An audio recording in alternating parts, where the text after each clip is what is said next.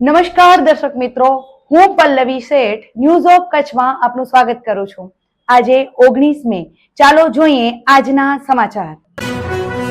મુંબઈથી કચ્છ ટ્રેનમાં પ્રતિબંધિત ઈ સિગારેટ લાવતા ગાંધીધામ સ્ટેશને 2 યુવકો પકડાયા, 70 લાખની સિગારેટ જપ્ત। મુંબઈથી પ્રતિબંધિત વિદેશી ઈ સિગારેટ લઈને ટ્રેનમાં કચ્છ આવેલા 2 યુવકો ઝડપાયા। ગાંધીધામ રેલવે સ્ટેશને કચ્છ એક્સપ્રેસમાં ચેકિંગ દરમિયાન પોલીસે 2.70 લાખની 45 નંગ ઈ સિગારેટ જપ્ત કરી।